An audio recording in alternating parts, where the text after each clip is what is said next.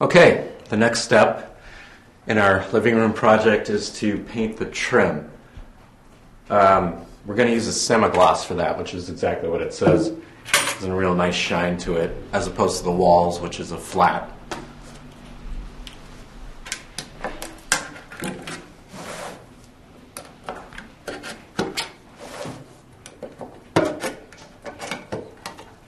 Now we have a full can of paint there, and we want to avoid drips as much as possible, so I recommend emptying out a fair amount of the paint so you have about a third left in the can.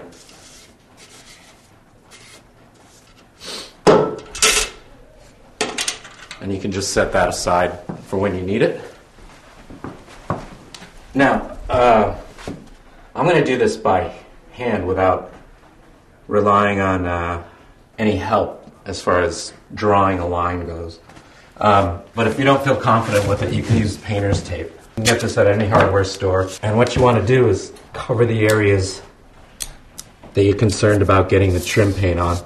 Now this is going to be black on black, but we're going to just pretend that it's more contrasting color. If you want to put some on the floor, and that way you'll avoid getting any black paint on your wood floor. Okay. And again, to avoid drips, you want to give your brush a little shake like that to get off any excess stuff. You don't want a lot of paint on your brush when you're doing this. So I'm just going to start on the edge.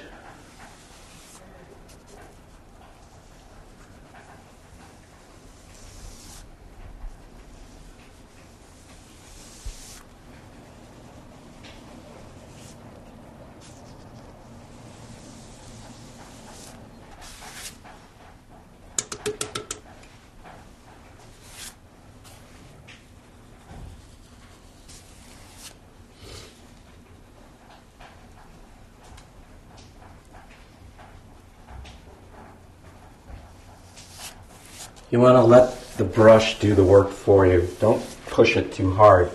If it's a good brush, it'll just do what it should do. If you do by chance get a drip, this is a great thing about latex paint. It'll come right up, especially on a wood floor.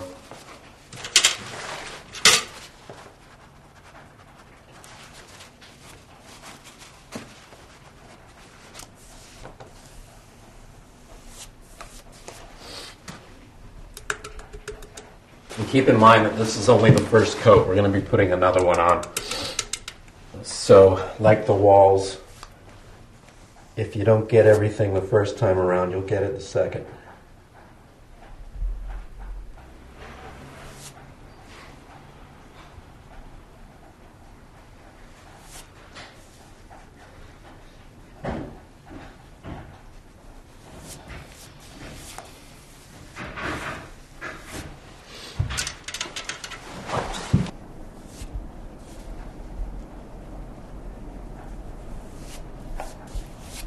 It trims a little different because, you're working very precisely and slowly, as opposed to the walls and the ceiling.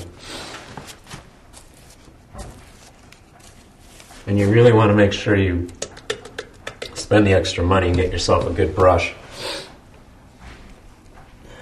It makes all the difference in the world.